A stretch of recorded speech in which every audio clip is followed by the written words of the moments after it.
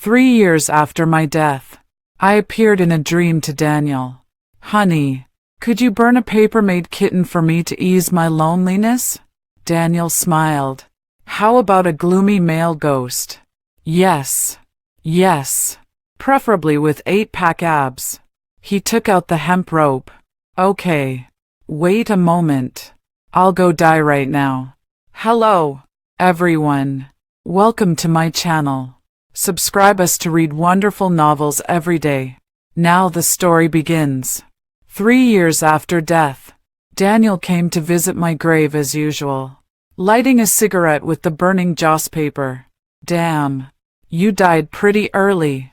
TSK. That's such a harsh way to speak. Daniel was still rambling on. Baby, it's Valentine's Day today. You're quite domineering. Choosing the anniversary of your death on Valentine's Day. What am I supposed to do when I start dating? Bring my girlfriend here to visit your grave. That's so off-putting. Hearing the words, girlfriend, I felt a surge of jealousy. A gust of eerie wind swept up the ashes of joss paper, viciously brushing through Daniel's hair. Daniel squinted at this bizarre sight. Could they really be coming back? See. Happy now. You're about to piss the dead back to life. Of course. He couldn't hear it, so he just casually clasped his hands together and shouted, Melissa, let me earn $1 billion this year. I just touched him, and he dares to ask for so much money. I won't respond to him anymore. Daniel felt bored and stubbed out the crimson cigarette, but on my tombstone. Slender fingers brushed against my photo. A long moment passed. He said, Melissa, I won't be coming anymore. My heart trembled.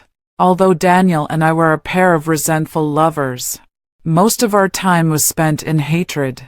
But there were also moments of tenderness. The year I was most spoiled. I bit his lip. Daniel, if one of us dies in the future, how long should the other wait before finding a new partner? Daniel tickles me. You still want to find a partner. And a silver-haired hunk with 8-pack abs. He let out a sigh. At least 3 years. That's how it was in ancient times. Now, the 3-year period has passed. It's not entirely unreasonable. Daniel knelt on one knee, staring blankly at my photo. Melissa, you look so young. But I've grown old. I even have white hair now. Still quite handsome. Actually, it's just that Daniel has been working hard these past 3 years, often staying up late and drinking. But fortunately, the 8-pack abs are still there. We really aren't a good match at all. He was about to get up. A chrysanthemum hit him squarely in the face. Daniel frowned, picked up the white chrysanthemum, and turned his head to look at the culprit. It was a little girl, now clenching her fingers, her face flushed with anger and indignation. Daniel found it amusing. Kid, didn't your mom teach you not to throw things around? You're bad. How am I bad? You're putting out cigarette butts on my sister's tombstone. So that's what this was about. Daniel smiled, walked up to the little girl, and crouched down to meet her at eye level. His tone was casual and nonchalant. You wouldn't understand. It's a hobby between me and your sister. She used to. Daniel paused, covering the little girl's ears with his hands. His gaze was pure. She used to stub out cigarettes on me often too. I floated about wildly, limbs flailing. He's slandering me. Just once. That's all. The little girl struggled to break free. What are you talking about? I didn't hear you. Daniel slowly got up. Not suitable for children. He also asked, Where's your mom? The little girl said in a childish voice. Mom said I'm already 7 years old, a big kid, and should learn to come worship my sister by myself. Daniel sneered. Go straight ahead. His voice was so soft that I almost thought it was an illusion. Yes. If she hadn't saved you, she would be 25 now. When returning to the underworld to do graphic reasoning, my ghostly friends kept asking me, "Melissa, are you really not going to reincarnate? Are you so determined to pass that civil service exam?" I pursed my lips with a faint smile. You wouldn't understand. With the current birth rate declining, it's easy to get reincarnated in another country. But now, even though I died young, but at least I have a wealthy ex-boyfriend. Daniel initially burned so much spirit money that it was delivered by truckloads. It once caused inflation in the underworld. The king of hell tearfully begged me to send a dream message, asking Daniel to stop burning it. That was my first and only time sending a dream message. At that time, I had been dead for nearly 3 months. Daniel was in the early stages of starting his business, extremely busy with barely any time to sleep. I finally managed to find a brief opportunity. I wasn't in a hurry to fall asleep. Instead, I took a look at this ex-boyfriend of mine. As for my death, Daniel didn't seem sad at all, not shedding a single tear.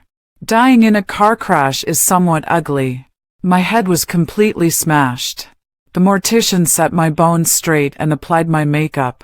But when it came to dressing me in burial clothes, the expressionless Daniel refused. She didn't like burial clothes. Change her into a pretty sundress instead. I nodded through my tears. Make it a floral one. Woo-woo. Off topic. Daniel's company has achieved some success, but he looks much more haggard, but still exceptionally handsome. After falling asleep, Daniel slowly opened his eyes on the small sofa and saw me pulling at the corners of my mouth to make a funny face. He said indifferently, "A ghost." I was furious. Dude, can you be serious for once? Daniel bent his left leg, covered his eyes with his arm, and let out a few chuckles from his throat. Melissa, you're not even scary as a ghost. I then straddled over him. How about this? I rubbed against him twice. Daniel was speechless, smiling as he placed his hand on my waist. Stop messing around. I kissed his lips, and just like that, we spent the whole night fooling around in the dream. Finally told him, Daniel, burn less joss paper. There's inflation now. Shortly after hurriedly leaving, Daniel slowly regained consciousness. For a moment, confusion flickered in his eyes. Then he glanced down at himself, rubbing his forehead. He cursed, "Damn." Then he went into the bathroom. Later, the amount of joss paper he burned did indeed decrease. But as his business grew larger and larger, he started burning spring and summer ready-to-wear collections, bags, and jewelry from some brands, dressing me up as the flower of the underworld. My heart felt hollow, and at that moment, a surge of bitter emotion rushed into my nostrils. Unfortunately, Daniel won't come to see me anymore. That won't do. Even though he comes to visit the grave every time, I've always been very magnanimous. Say something really cool. Stop thinking about me. Am I that charming? All just passers-by in my life. You might not know this, but the line of male ghosts chasing me stretches all the way to France. But I only said all this because I thought he couldn't hear me. Now that he's really not coming, I'm unhappy again.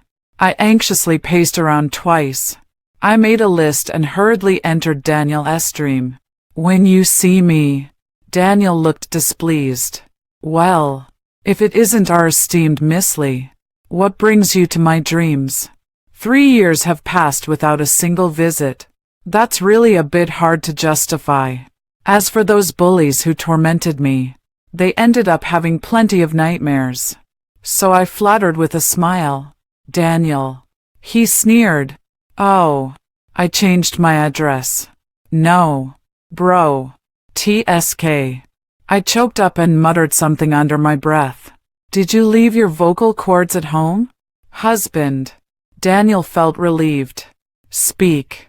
Because he was ready to find a new love. so I always have to find ways to relieve my loneliness. Could you burn a paper-made kitten to keep me company and ease my loneliness? Are you lonely? Yeah, I prefer golden tabbies. By the way, Daniel lifted his chin. Want a gloomy male ghost? I covered my mouth in surprise. You finally understand. I do have my own desires too. After 3 years of abstinence, I'm almost at my limit. Daniel clapped his hands with a laugh. It's fine. What kind of man do you want? I shyly replied. A handsome guy with 8-pack abs. Preferably young. I don't date men over 25. I was listing a whole bunch of requirements. The scene suddenly shifted. Daniel already had a hemp rope in his hand. A wooden beam materialized out of thin air above. I swallowed hard. Honey. He gave me an exceptionally sunny smile. Wait for me. I'm going to die right now. No. Don't. I quickly shoved the shopping list into his hand. I don't want any man anymore. Remember to burn it for me. I looked at the packages in the courier station and smiled. Enough clothes to last me several years. Just waiting for the latest Birkin to arrive. I was happily unwrapping my package. Suddenly, my damn bestie hit me with some terrible news. Melissa, your ex-boyfriend got into a car accident and is about to die. Me. Upon arriving at the scene, Daniel was already on the verge of death, and in his hand, he was still clutching a delicate paper-made kitten. On the other side, Daniel's soul had already departed. He stared at me in a daze. Melissa. In the blink of an eye, I slapped his soul right back into his body. Burn the latest Birkin bag before you die. Honey. In the carriage, Daniel was covered in blood. His fingers twitched slightly.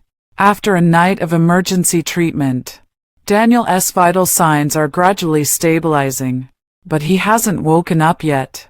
I stood by his hospital bed watching him all night, gently brushed the tip of his nose. As expected, he showed no reaction.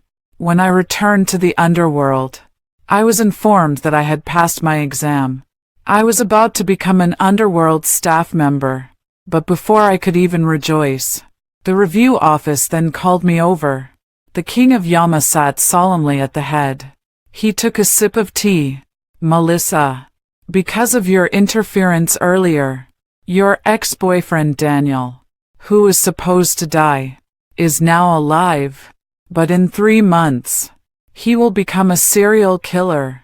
Hearing this, I slammed the table and stood up. Impossible. Absolutely impossible. Our Daniel is gentle, refined, and polite.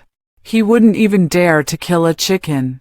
And now you're accusing him of murder. Bullshit. The king of hell choked on his water from my outburst.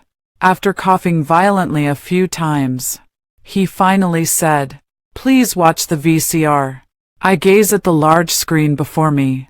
It displays footage of events that will occur 3 months from now. Daniel wears a transparent raincoat. His eyes filled with disdain as if looking at a dead dog. Blood droplets splatter onto his cheek, trickling down his neck. The scene shifts to show the victim's appearance. It's a man. The familiar gold-rimmed glasses are shattered. His nasal bone broken. No longer able to maintain the facade of false gentility. He's crying and begging for mercy. I frown. How dare such filthy blood splatter onto the face of my darling Daniel? I calmly sat down, casually remarking, "Killing is a bit excessive. Just give them a verbal reprimand. The review department exists precisely to prevent you rescue workers from doing this," he declared with righteous indignation. "Applicants with criminal records within 3 generations of close relatives will not pass the review." I panicked. Then what should I do? I'll give you a chance to return to the human world and stop Daniel from committing the crime. He can't see me or hear me speak. How can I stop him? No. Thanks to you. He survived a near-death experience. Now, he can see ghosts. Those who have died once can see ghosts. This is not mere superstition. So when I saw Daniel with an angry face, I dared not speak, nor even meet his gaze. Melissa, I responded with silence. It had been a month since the car accident. Daniel had mostly recovered from his injuries. He's back to his usual nonchalant demeanor now. He enunciated each word slowly. Melissa. I could no longer remain silent. Quickly stepping forward, I gently cupped his face in my hands. He said with an air of seriousness, "Actually, you hit your head in the car accident, and everything you're seeing now is just an illusion." Daniel let out a bitter laugh. "Oh, an illusion." I nodded solemnly. Daniel believed it. He smiled bitterly and said, "True. I've been celibate for 3 years. Otherwise, why would I inexplicably see a naked Melissa?" I was startled and covered my chest with both hands. "No. Just told me Daniel can see ghosts. Didn't mention he had X-ray vision too. Should have worn matching underwear then." Daniel looked a bit annoyed by my reaction. Then his fingers deftly undid the buttons of his own shirt, revealing attractive collarbones. His movements were slow, as if teasing my anticipation. "Seems it's time to find a new girlfriend." He looked rather regretful. "At least this way my brother's delicate body won't go to waste." His abs and Adonis belt gradually became visible. I wonder if my future girlfriend will like my abs. Will she enjoy touching them? My ex certainly couldn't keep her hands off them. He continued to pull down his gray sweatpants. "And here too. It's huge." I swallowed hard. "Thanks for the compliment." Then, as if realizing his own absurdity, Daniel waved his hand with a laugh. "TSK. Sorry about that. Almost forgot you're just a hallucination." He took the phone without asking. "There was this girl who was really into me. Quite good looking too. I thought we could get to know each other. So I invited her over to my place now. I completely lost it." Daniel. He slammed his phone onto the couch with force. The sound was louder than me. "Melissa." My confidence instantly wavered. Guiltily touched his nose. Don't be so loud." 3 years. How many times have I dreamed of you? Twice. Right. Once you told me not to burn paper money for you. And another time you said you were lonely. I've already burned a paper cat for you. All that's missing is a gloomy male ghost. He picked up the fruit knife and pressed it against his own neck. Arrogant as hell. Believe it or not. I'll die right here for you to see. Truly. Those who are favored show no fear. I could only coax him. We were just talking nicely. Why did you suddenly get physical? I stood on tiptoe to kiss him, even though his lips wouldn't feel warm to the touch. But at least the attitude issue was resolved. Daniel threw away the fruit knife and sulked on the sofa. "You heartless little thing. Hey, don't be angry. In the past, it was always Daniel who comforted me. What will it take for you to forgive me?" Daniel whispered. "Stay and watch the stars with me." My first meeting with Daniel was under the starry sky. However, I am a guest at the party. Daniel was the staff member delivering the cake to the party. He was very poor at that time, working several jobs a day. When delivering the cake to the villa, a few young ladies even asked him, "I'll give you an extra 10,000. Will you spend the night with me?" Daniel was handsome, tall with long legs, and the uniform only accentuated his figure even more. Handsome. I'm good looking too, so it's not a loss for you. Daniel always smiled, deftly avoiding their hands. "Please enjoy your meal." Of course. I wasn't there. Being present might cost extra. I found the party quite boring, so I came out to look at the stars. Then I met Daniel, who looked exhausted. He was wearing a baseball cap, with a sharp jawline. Extremely handsome. I recognized his uniform. Stop him. Hey. He frowned. What is it? Watch the stars with me. Not free.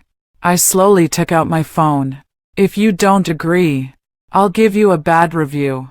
Daniel closed his eyes and let out a deep sigh. Patiently, he came over and sat with me on the lawn. Back then, I was spoiled, arrogant, and one could say ill-mannered. So I asked him bluntly, why don't you become a gigolo? With looks like that, he could make a fortune in the nightlife scene.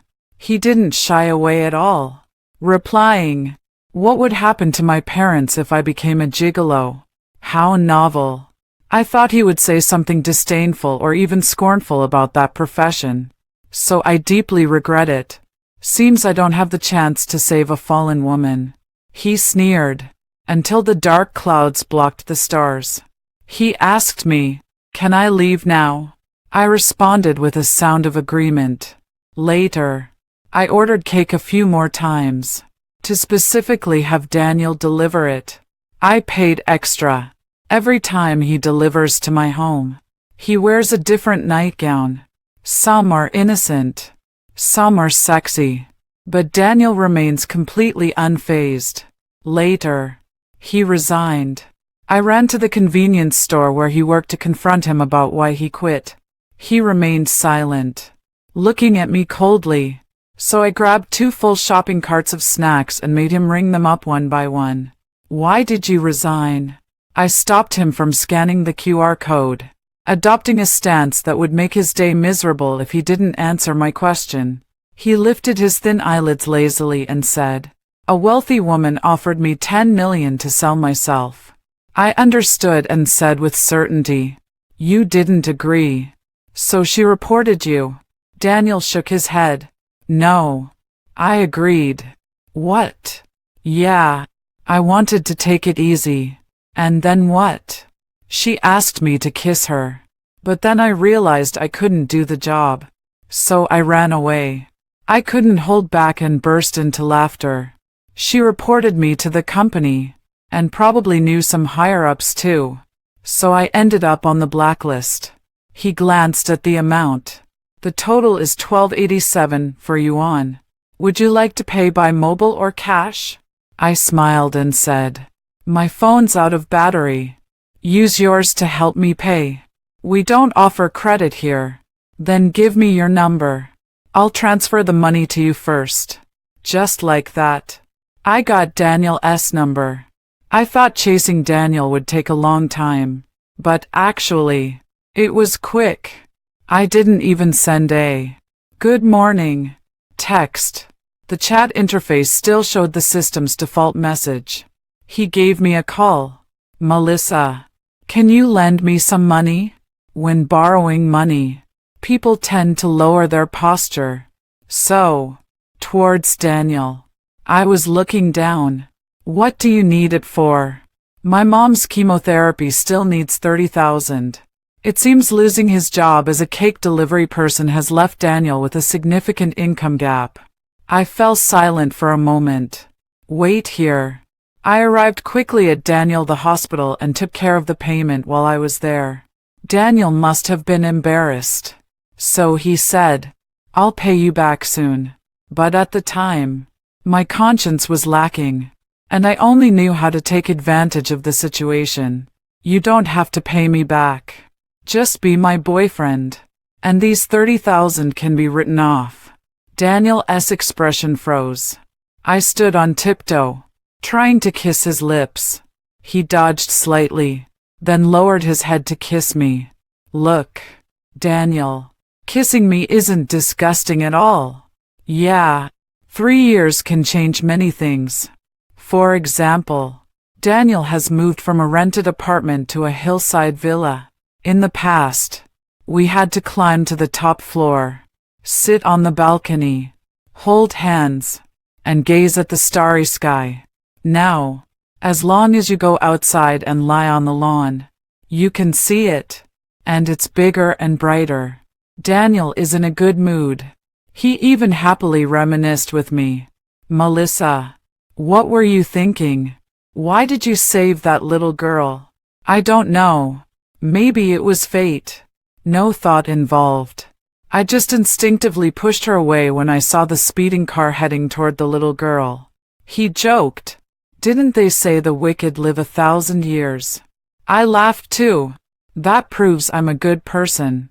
But when I visited your grave the other day, I ran into that little girl. I pretended not to know. And then what? She's kinda cute, but feisty, just like you. I stubbed out a cigarette on your tombstone, and she hit me. Serves you right. Who told you to stub out cigarettes on my tombstone? So uncivilized. Daniel felt wronged. Melissa, you used to stub out cigarettes on me, and I never said a word. I felt a little guilty. At that time, I had a very strong sense of possessiveness towards Daniel. Moreover, I believed I had bought him. So when I saw him laughing and chatting with other girls, I felt extremely jealous and angry. I heard nicotine can make you feel better. The first time I smoked, I choked. Daniel came back and smelled the smoke. Frowning. You've been smoking. Annoyed. I pressed the cigarette butt against his arm. Daniel is a tough guy. Didn't utter a single word the whole time. Truth is, I'm just really sad. Ever since he got together with me, he hasn't given me a single genuine smile. He does whatever I tell him to do. Yet he smiles so warmly with another girl. The heart aches with a dense, stabbing pain. So I want Daniel to experience it too. My face turned pale when I realized what I was doing. Daniel also had a scar appear on his arm. At this moment, Daniel touched the burned scar. He laughed and said, "You know what, Melissa? When you first stubbed out a cigarette on me, I thought to myself, great. My first time selling myself and I run into a little psycho." I also grinned foolishly. Now it's a dead pervert. As soon as the words fell, the air grew silent for a moment. Daniel glared at me. I could only laugh awkwardly to smooth things over. This is our underworld humor. You might not get it. Next time, say something from the living world. Fine. As I bent down to kiss that scar, I noticed its color had darkened. It used to be just a faint mark. Did you get a tattoo? The shape of this scar was deliberately deepened. Daniel lay down, gazing at the starry sky. He gave a vague hum. After all, this is the only thing you've ever left me. Melissa, you're too stingy. The next few days, I didn't appear before Daniel at all. I deceived myself into thinking that if he couldn't see me, perhaps he wouldn't scrutinize the details before my death. Maybe Daniel wouldn't become a murderer. But I almost ignored it. Since that day Daniel survived the car accident, the dominoes had already begun to fall. I hid behind the curtains. The phone system ringtone sounded. Daniel leaned back on the sofa and said casually, "Hello, Mr. Daniel." We checked the surveillance footage, but a segment was cut and spliced back together. Specifically during the time you parked at the company, combined with your vehicle inspection report. It's clear that someone tampered with your brakes on July 18th. Daniel frowned and said, It seems he had already guessed as much. The road to the cemetery. Daniel had driven hundreds of times and knew it well. Add to that the strange braking noise he heard at the time. He wouldn't consider this accident a coincidence. All right. I understand. Waiting Daniel to hang up the phone and return to the bedroom. I was already dressed lightly, waiting for him on the bed. He whistled roguishly. "I thought you weren't coming back." How could that be? Handsome male ghosts under 25 are rare. Otherwise, why do you think I've been so devoted to you? He sat by the bed, opening the cigarette case. He habitually took one out, but stopped when they caught sight of me. "When did you learn to smoke?" "Back when I was learning to smoke." Daniel was quite disgusted by it. The second year after you died. Back then, during the early days of starting the business, it was a bit tough. I faced a lot of obstacles and was under a lot of pressure. So I got into the habit of smoking. I traced circles on his chest with my finger. How about not smoking anymore from now on? Daniel smiled and closed the cigarette case. All right. I'll listen to you. But on one condition. He said. What? Lift up your skirt. I shyly scolded. Daniel, you're such a pervert. But her hand still instinctively lifted the hem of her dress strap, revealing a hint of cleavage. Daniel urgently called a halt. Forget it. I'll be the one suffering later. Good that you know. A long moment passed. Daniel asked me, why don't you come to my dreams more often? I fell silent. Yet Daniel kept on accusing. Even if it's just a spring dream. Melissa, I used to know your body so well.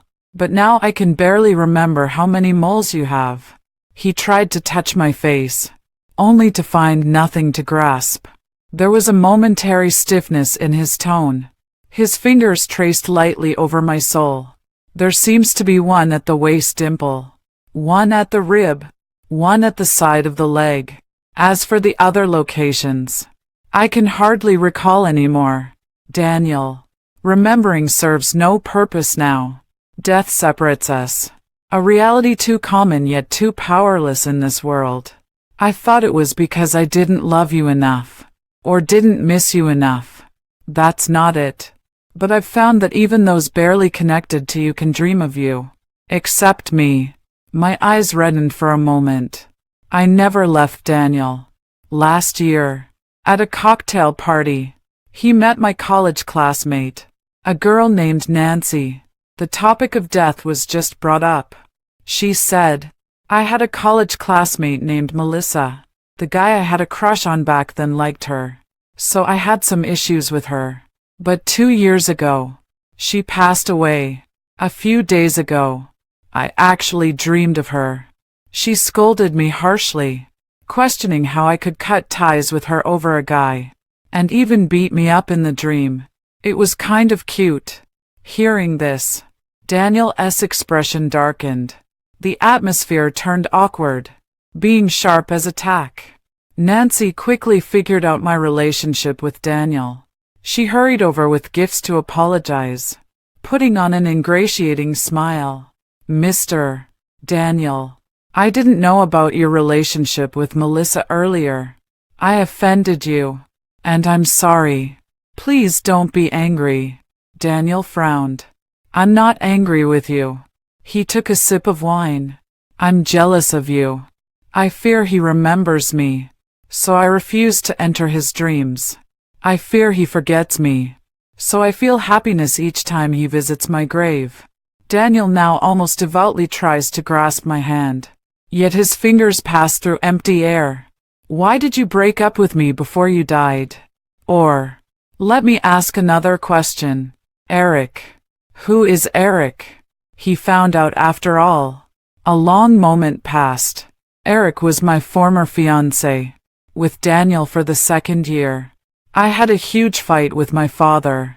This is an engagement arranged since your childhood. How can you just give it up so easily? I sneered. I'm your daughter. You had an affair that drove my mother to her death, abandoned me in the countryside, sent me to boarding school when I returned, and raised me to be an uncultured wild child. Didn't you also give up on me just as easily? I don't like Eric, although he is handsome and elegant, but his eyes are always dark, like ink dripping into water, turning everything into black. Even though he likes me, but I always felt he couldn't compare to my Daniel. It was on that day. I was driven out of home. All my cards were frozen. As a senior in college, I ended up with nothing. Eric found me, wearing gold-rimmed glasses and a well-pressed suit, showing me a stack of photos. They were Daniel and a girl in the pictures together. I frowned at him. Eric, you're a good person, but Daniel's character I know well. and following him like this is really quite rude. But I still couldn't help feeling wronged. Among them was a photo of that sister kissing Daniel. So after returning home, I looked displeased. A tremendous sense of insecurity enveloped me. I simply asked directly, Daniel, do you want to break up? What's wrong with you? I scoffed. Haven't you already found someone new? What nonsense are you talking about? I hurled the water glass at him. I saw everything. With a shattering sound, the glass fragments cut his cheek. My face turned pale, but I stubbornly refused to admit my mistake. I couldn't hold back any longer and burst into loud sobs on the couch only after hearing the door close. I cried until I had no strength left. Only then did I hear a very faint sigh. Daniel hadn't left. He ignored me and went straight to the cabinet to get the first aid kit, treating his own cuts. I grabbed the cotton ball first. Daniel also let me handle it. I said, I'm sorry. He wrapped his arm around my waist and let me sit on his lap. Next time you feel wronged, you can just cry. I couldn't help but bury my face in his shoulder and sob. He smiled helplessly. You don't have to pretend to be tough, he explained. That was just an executive who appreciated me. Although they were interested, I turned them down. I told them I already have a girlfriend. After all, I'm not for sale. So, Melissa, being with you is something I chose willingly. The lead about the brake failure eventually traced all the way to Eric. Before Daniel could call the police, a local thug named Wang Nan turned himself in at the station. He confessed to his crimes without hesitation. Meanwhile, Daniel met Eric at an industry summit. Mr. Daniel, Mr. Eric. Something quite extraordinary has happened recently.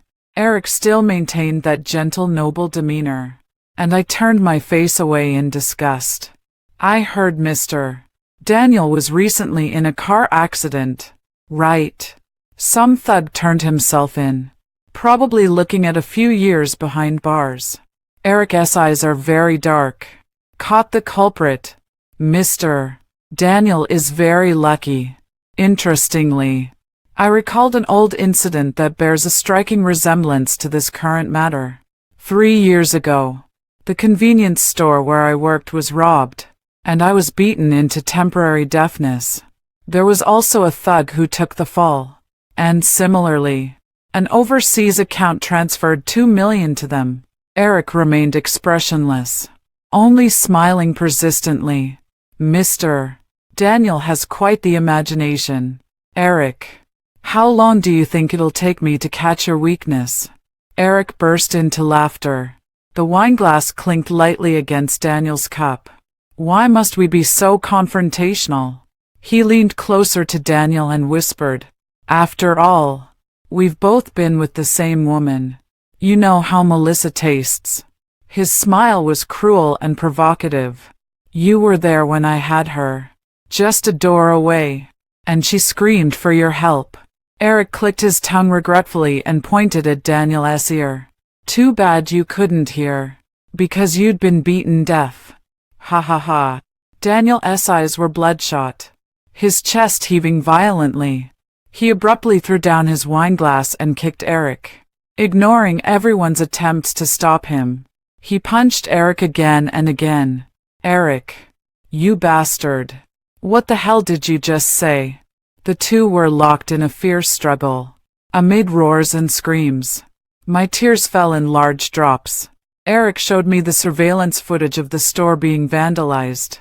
He told me, baby, as long as you promise to leave him, I'll call them off immediately. Although Daniel was tall and strong, he couldn't withstand the beating from 5 or 6 thugs. I screamed uncontrollably, Let go. I'll call the police. Eric was still mocking my naivety. No one can prove it was me. If I casually give any one of them $2 million, they'd willingly go to jail. Guess how many beatings your little boyfriend can take? It wasn't until I saw the thug strike Daniel on the ear with a bat that I screamed in terror for him to stop. Stop hitting him. Please stop. I'll break up with him. Just stop hitting him. Eric stroked my head. At that moment, I caught a glimpse of the terror within this childhood friend. Yet behind me, there was no one who could stand against him. At that time, I was only 22, freshly graduated, at an age too powerless. My strength couldn't compare to that of the powerful and privileged. My pride wouldn't allow me to bow before them. I stared at Eric. Money isn't everything. He laughed at me. I looked into how you met this little boyfriend of yours. He kissed my hair. Melissa, you've been proving for a long time that money is everything. Daniel, after coming out of the police station, he had calmed down a lot. He sat on the couch all night. Daniel, those things are in the past now. He had such a bright future ahead of him. How could he become a murderer because of me? I can't bear it.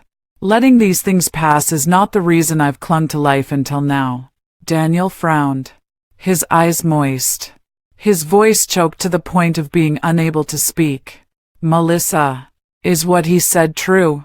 He closed his eyes in pain, tears falling pattering down. So, my darkest time was also your darkest time. Breakup, temporary deafness, even unable to hear his mother's last words before she passed away. These things almost crushed Daniel. When he came to find me, I wanted to escape. I heard his voice, pleading and aggrieved. But just as I was about to touch the doorknob, I was Eric restrained. I screamed in despair. I just wanted Daniel to save me, to face the bleak future again. Eric is a pervert. The whip left marks on my body. The candle burned my skin. He covered my mouth. Darling, don't waste your energy. Because he can't hear. Yeah, he can't hear. So I bit my lip and stayed silent. If I must face pain, then let me bear it alone. Meeting me, Daniel has already had enough bad luck. Eric tightened his grip on my chin. Let go. My lips are already bleeding. I look up, my eyes filled with hatred. I will definitely kill you.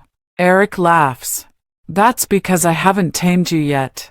Why did I only find out now? His voice was low and heavy. Then it turned into a breakdown. Why did I only find out now? I'm going to kill him. I swear I'll kill him. Daniel was overwhelmed by pain. As he was about to leave, I called out to him, Daniel. As if unable to accept it, he collapsed weakly to the ground, arms propping himself up, and burst into tears. He has killed people. Eric has an SM club with a large amount of criminal evidence inside.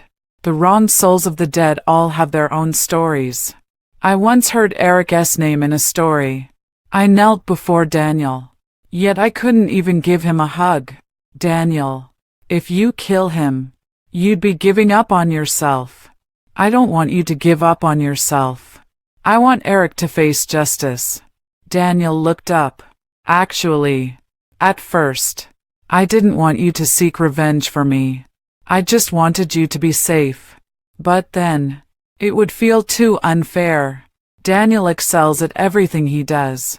While gathering Eric's criminal evidence, he never slacked off for a moment. Just when he was about to give up, I could often see through his thoughts. Gazing at the starry sky above, I asked him, Daniel, do you still remember your dream? He said softly, I don't remember. After I broke with my family, I had the most intense emotional period with him. At that time, I nestled in his arms. Daniel, what is your dream? In this day and age, talking about dreams seems like a very childish thing to do. Yet he replied to me earnestly. When I was little, my family was poor. We didn't have any entertainment devices, and the TV only played one channel, natural science. So when I saw the cheetahs on the grasslands and the polar bears on the ice, I thought, I must travel the world someday. I gently stroked his brow with a pang of heartache. What about you? What's your dream? When I used to spend money recklessly. I've been to many countries, so I don't have an obsession with traveling the world. However, now I just want to find a stable job after graduation, and then travel the world with you. As the memories faded, I looked at Daniel with tears welling up in my eyes. But I still remember. You said you wanted to travel the world, but you haven't done it yet. He used to be too busy, and now he's too numb. I whispered softly, Daniel, if you must die, then please die without regrets. His broad shoulders trembled as he sobbed quietly. I know. The hemp rope from the dream truly existed. I knew it too. He said he won't come to see me next year, meaning he wants to end his own life. But, Daniel, when you see the auroras in Iceland someday, will you be glad you didn't die yesterday? Yet his hand fell weakly again. It feels like nothing can be grasped. I heard him whimper softly. Melissa, Melissa. He can't see me anymore. I've had regrets. After I escaped from Eric's grasp, spent all my savings to move into a shabby rented house. Eric didn't come to torment me anymore, perhaps finding it no longer amusing. Daniel is still tirelessly sending me messages. Melissa, my mom is gone. Melissa, can we make up? Melissa, I'll make a lot of money in the future. I promise. Melissa, I think I can hear a little now. I go through these messages every day, waiting for the wounds to heal. I never worried Daniel would mind the flaws of my body. I only worried Daniel would fight desperately with Eric at the most powerless age. On Valentine's Day, I replied to his message. Melissa, Daniel, let's not break up. Okay. I'll go to your place and wait for you. He replied quickly. Okay. I'll wait for you. I walked out of the dimly lit rental apartment. The sunlight was scorching that day, and I didn't have an umbrella. I hope the sunlight can wash away the bad luck from my body. Let me embrace a new future. On the way to the Bali Street bus stop, I passed through a crossroads. The speeding car ignored the red light. The crowd scattered, leaving only a little girl who couldn't keep up with her mother's steps. Almost instinctively, I pushed her away. Pain. A sea of red fills my vision. Excruciating pain courses through my body. The flow of time accelerates rapidly. So fast I barely had time to miss Daniel. My life came to an abrupt end just like that. At 20, Daniel met Melissa. At 22, Daniel lost his beloved and traded a diamond ring for a truckload of joss paper. At 23, Daniel founded a company and saw initial success.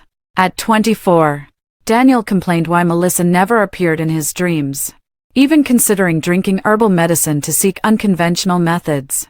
At 25, Daniel noticed the burn scar on his arm beginning to fade, as memories of Melissa started to blur. Melissa had fair skin dotted with beautiful moles. Daniel realized he could no longer recall their exact locations. Whether it was the fading of scars or the blurring of memories, Daniel would always think resentfully. Time isn't a flowing river. It's molten lava. At 25, Daniel decided to die. And then he saw his beloved. At 26, Daniel helped the police catch the criminal. The main offender, Eric, was charged with intentional homicide, illegal imprisonment, rape, and tax evasion, with multiple crimes combined. He was sentenced to immediate execution. At 27, Daniel sold his company and began traveling the world.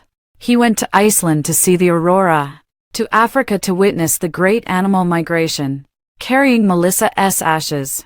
He explored many corners of the world over 7 years. At 34, Daniel started his business anew, and it was tough. At 37, Daniel had the term philanthropist appear on his Baidu Baiki page. At 40, Daniel sighed as he looked at the wrinkles at the corners of his eyes. At 41, Daniel went to the beach and saw a seagull suddenly plunge into the sea. Perhaps hunting, perhaps playing, but in any case, it fell without warning. At 42 years old, Daniel gave away all his wealth to charity. When asked by a reporter, "Do you have any regrets?" he said, "I have no regrets in this life." The next day, Daniel committed suicide at home at the age of 42. The office said someone was looking for me. I nodded and handed over the resignation letter I had prepared long ago. When I saw Daniel, he smoothly put his arm around my shoulder. "Melissa, I don't feel like I'm 25 at all now." I smiled and kissed him. "With me, you're the exception." I held his hand and walked toward the light. "With your merits and my achievements, I've chosen a wonderful script for our next life." "What kind?" "Childhood sweethearts." "Ha, nice." End of main text. Extra story. Valentine's Day. Daniel used all his savings to buy a not-so-big diamond ring. He decided that he must work hard to earn money, to buy Melissa a bigger and shinier ring. He said, "Melissa, I won't be coming anymore." He extended his arm, just about to hail a taxi. A reporter ran past his side. "There's been a car accident on Bali Street. The victim is a woman. I'm heading to the scene now." Daniel had regained most of his hearing, but could only catch words like car accident and woman. Many people were going against the crowd to see the commotion. Daniel was about to follow them when a taxi stopped right in front of him. "Hey handsome, need a ride?" Daniel glanced at Melissa's chat history, nodded and got in the car. The taxi soon left the noisy streets behind. The driver turned on the speakerphone, where the group was discussing the car accident on Bali Street. "They say it was to save a child. The girl who got hit was quite pretty. The driver was drunk. What a tragedy." Daniel fingered the ring box, opening and closing it. The driver ahead struck up a conversation. "Young man, planning to propose." Daniel snapped back to reality. "Yes. Did you hear about the accident at Bali Street earlier? That young girl wasn't so lucky. Heard she even cracked her head open." Daniel was momentarily at a loss for words. A sense of helplessness towards fate washed over him once again. Finally, his voice came through, filled with sorrow and ethereality. "Do I? That's too bad." The end.